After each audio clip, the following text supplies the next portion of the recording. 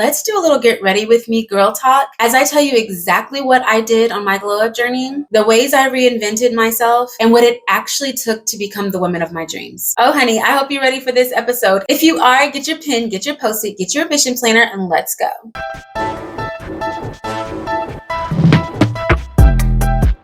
Hello, Ambition Babes. Welcome back to my channel.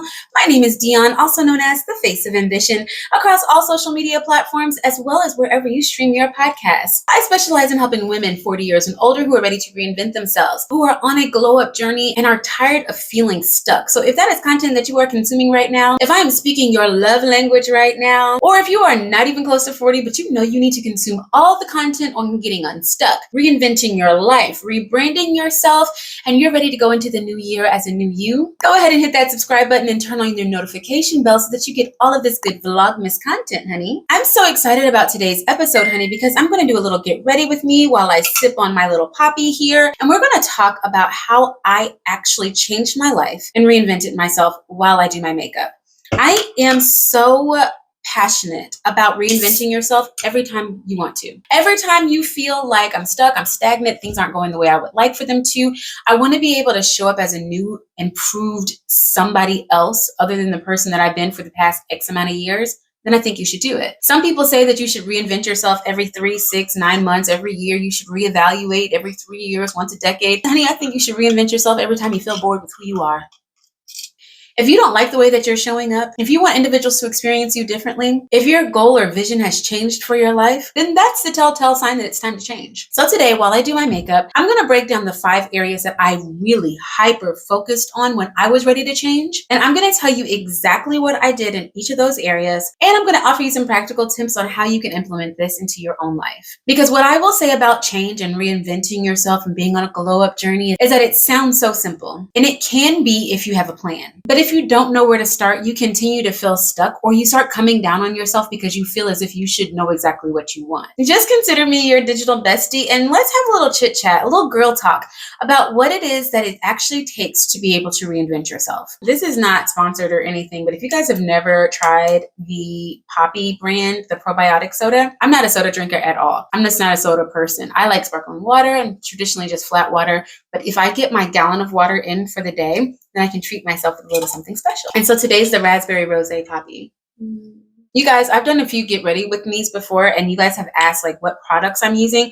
I'll make sure and tag every single product that I use in the description below so that if you don't catch it on screen, don't worry, you can find it in the description. So the very first thing that I did whenever I was starting my reinvention journey was that I got crystal clear on the vision that I had for my life. For me, this was the very first step in my reinvention journey because I didn't know who I was. I had been who I needed to be in every situation, but I didn't know who I was to my core. Like if you were to say, what is the essence of me? If you were to open my heart, you would see remnants of so many versions of myself that I was really able to pick up and pick out whoever I needed to be in whatever situation I was in. When I decided that I wanted to reinvent myself, I had to do the hard work. I had to get extremely clear about what vision I had for my life. We always see things about becoming that girl, becoming the it girl, becoming that woman. What does that mean to you? The way that I was able to get really intentional about figuring out what the vision was for my life was that I used the power of my imagination to identify what she looked like, how she acted, how she dressed, how she ate, what she ate, where she lived, the clothing that she wore, even the way she ordered her latte. I wanted to really get clear on the goals that I had. I wanted to forgive myself for some of the things that I had worked on and the things I promised myself I would do or would be in my past and that I never did accomplish. I had to use the power of my imagination to think about the elements of my life that really served me, the parts of my existence that I was absolutely in love with, and the areas where I knew I needed some improvement.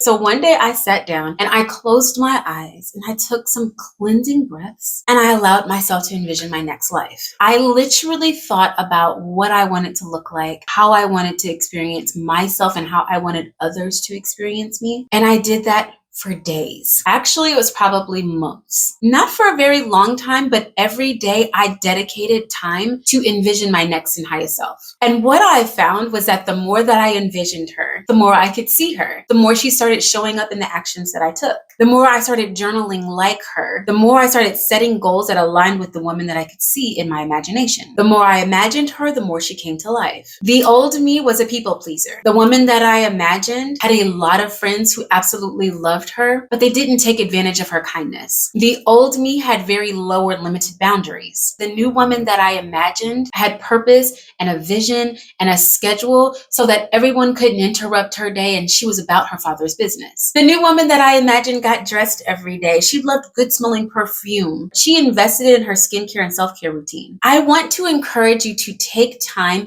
and start envisioning the woman that you want to become. I want you to think about what she wears, how she shows up, what she does for a living, what city does she live in? Because oftentimes the vision that we have for ourselves doesn't even happen in the same city that we're currently in. My challenge to you is to take time and identify what your vision for your life is. This is something that you can do using your imagination, but once you are finished imagining what her life is like, put your new life in your journal. Journal about the new vision that you have for your life, about your new job, your career, your friends, your partner, your relationships. I want you to start writing about your next life as if it's going to happen that day. There was a podcast episode that Balanced Black Girl did about journaling about your day. Taking time and journaling out your very best and highest day. What you put on, what coffee shop you went to, what you listened to in the car on your way to work, how your workout routine was earlier that day, the type of day that you had. She went through all of the things that would make her day absolutely amazing. What she found is that because she journaled it and because she imagined it, she manifested it. I know that sometimes we get scared about manifestation. I know that some people have made it all woohoo and new age, but God has gifted us with an imagination, goals, and a vision for a reason. But we have to use our discernment and be very careful about the things that we want to manifest into our life. One of the other ways that I started envisioning, you guys see this pimple? Every 28 days, this little girl comes and pays me a visit. You see this pimple? I also want to encourage you to use a vision board. You can use a vision board on Pinterest, or you can cut out images from a magazine. Creating a vision board allows you to be able to take the imagery that you see in your head and put it in a space where you can see it throughout the day. This just helps for you to reinforce the ideas and vision that you have for yourself. I know I like to keep my vision board in my home, on my desktop, and even on my cell phone. Honestly, the more places that I can reference the things that I want to become and the places that I want to be able to visit and the person that I want to be, the better. The second way that I changed my life and reinvented myself was I had to declutter my life, not some parts of my life. And when I say declutter, I don't mean just cleaning out your closet. I mean both a physical and a mental decluttering. I removed friends. I limited contact with acquaintances. I stopped being available for every little thing. I stepped down from boards. I stopped some of my extracurricular activities, even if it was something that aligned with my goals and my desires, but it was taking up too much of my time and cluttering my mental capacity. I had to let it go. If it once served me but didn't any longer, even though it was so hard to remove myself from those positions and relationships, it was worth it. And naturally, a part of the decluttering process is to clean and organize your home. You want to talk about something that will change your life in a matter of moments? Clean your house, clean out your car, organize your linen closet. Being able to transform the spaces that you work and operate in to better suit the life that you desire is an amazing way to start reinventing yourself. You know what I want to make sure is extremely clear is that reinventing yourself is a mindset shift. The key component to reinventing yourself is deciding that you want to be different. So that means that you have to change your identity. You are no longer going to identify as the woman that has a dirty car. You're no longer going to identify as the woman that says yes to everything that you ask them to do. You're no longer going to say yes to picking up all the kids every single week from school, from soccer practice. You're no longer going to be the person that tolerates the friendships and relationships that they have because they want to hang on to friendships because they're afraid of being alone. You're going to be the girl who throws away clothes that no longer fit her or bring her joy. I feel like the biggest benefit of decluttering your closet is that you earn the opportunity to add something to it. But you know the rules. In order to add one thing, you have to remove two. You got old t-shirts that you no longer wear. You got tennis skirts and you ain't been on a tennis court or pickleball court in over 2 years. You got sweatshirts that got holes and bleach stains on them. Maybe it's time to declutter your life. You're never going to wear those shoes, so you might as well donate them. And no shade. You may fit into those jeans one day, but decide that you're going to organize your closet and have all of your gold clothes separated from the clothes that you wear all of the time, so that when it's time to put on those jeans to see how many inches you've lost, you know exactly where they are. You can pull them out and pull them up. Having clothes everywhere, some things hung up, it's not serving you. It stresses you out every day that it's time to get dressed. You want to know my biggest flex? My closet is color coordinated. I've organized and decluttered my closet so that all of the black clothes are hanging together, the whites, the tints, the purples, the greens, the blues, and of course an exorbitant amount of pink, so that when I'm ready to wear a certain color, I can pull it directly out of my closet. You guys, they're building something next door to me, and I have to apologize for all of the construction noises. I promise you they can see the moment that I'm ready to record, and they get to beeping and backing up and making all this noise. The third area that I changed and that changed my life is that I prioritized my health. You guys have seen some of my past content where I was over 200 plus pounds at 5'3". During that time, I was a pre-diabetic vegetarian. Even my doctors didn't understand why it was that I was never losing weight, but ate such a healthy diet. But there's not a single animal byproduct in French fries.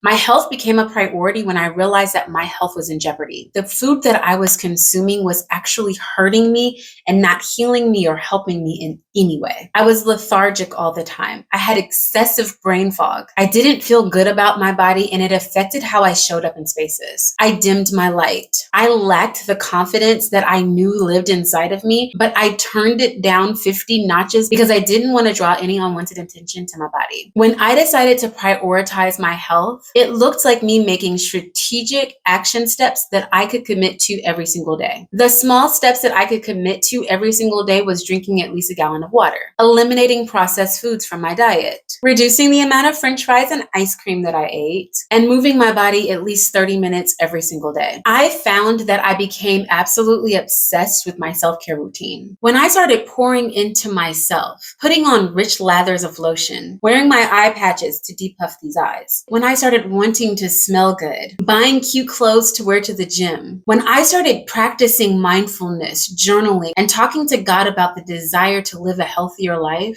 everything changed. I've shared this in previous videos about how easy it was for me to lose that first 50 pounds. It honestly felt as if it melted away because I strengthened my spiritual connection and understood that I was completely addicted to food, and I needed someone that was stronger and bigger than me to help me to get over my addiction. Although I went in with the goal to be able to talk to God about my weight loss, it strengthened my spiritual relationship in every area of my life. Prioritizing your health is so important because you don't live for just you. Somebody else needs you. It may be your children, it may be your spouse, your sister, your cousin, or your best friend. But we want you to be there for as long as God blesses you to be on this earth. And that means that you have got to decide that today your health is a priority. You no longer have to be diabetic or pre-diabetic. You no longer have to wait for the elevator because you are going to be the woman that takes the stairs. Out of all of the things that we're discussing today, prioritizing your health is possibly the most important. It affects your confidence. It affects your relationship with your body. It can even affect the relationship with your man. It makes you feel like you are changing. I'm not talking about being chained to a number on a scale. I'm talking about your real health, the health that you can't see and doesn't show up in a number. I'm talking about the glowing skin, the feeling and desire to take the long walk in the park, the desire to not overeat and to order the salad at the restaurant.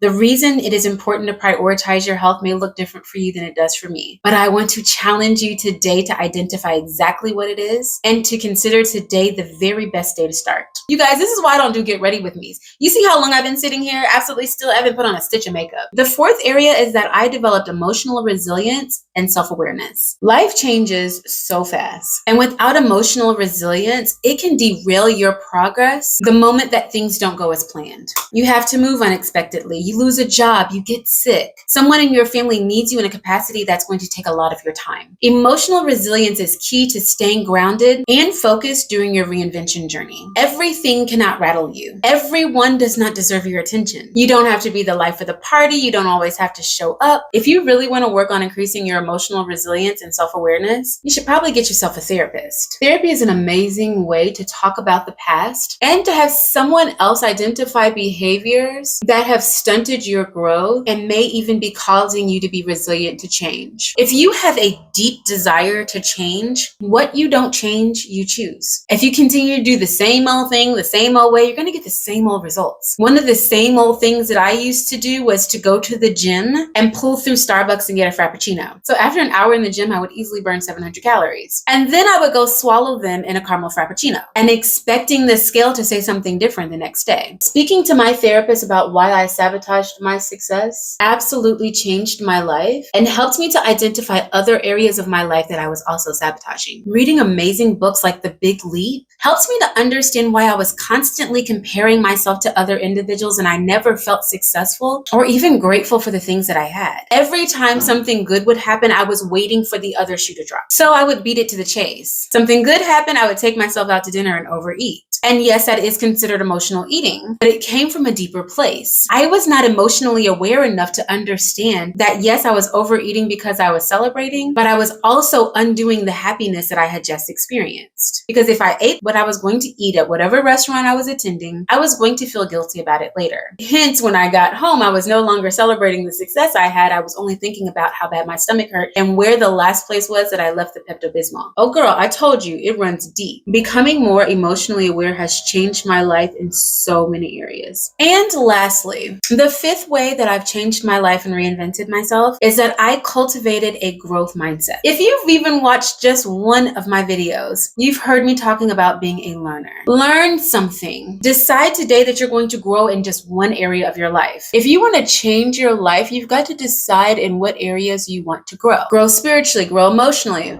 grow physically, grow intellectually. Everything that is changing is growing. If you want to grow physically, emotionally, spiritually, it starts with a decision. You've got to shift your mind. You've got to change your heart. You have to be open to the new version of yourself. I think that a really good place to start is by subscribing to this channel, but I also think that there's so much information to be learned by reading books, being in community with like-minded women, finding a coach or a therapist, journaling, meditating, praying. Identifying the fact that you're ready to grow is admirable, but you definitely need to know in what areas you want to grow in order to make it stick. This goes back to number one. Once you have a vision for your life, now you know in what areas you want to grow and develop. If you want to be a CEO or boss woman, if you want to be a mom, a better wife, a better friend, if you want to show up as your very best and highest self for others, you need to identify exactly what that looks like and then identify the areas that you are weak in and how you're going to cultivate growth in that specific area. For me, that meant learning something new about business and marketing. Yeah, I have an MBA that's been hanging on my wall for past 2 decades. But do you know how much has changed since then? In order to grow into the woman that I desired to be, I had to open my mind, swallow a little pride, and be okay with the fact that what I knew then served me then, and that I didn't want to get left behind because I was too afraid to change. Having a mentor, having an accountability group like Clickish, having a husband that loved listening to my dreams, goals, and ambitions have all been an integral part of my growth progress. I want you to go back to number one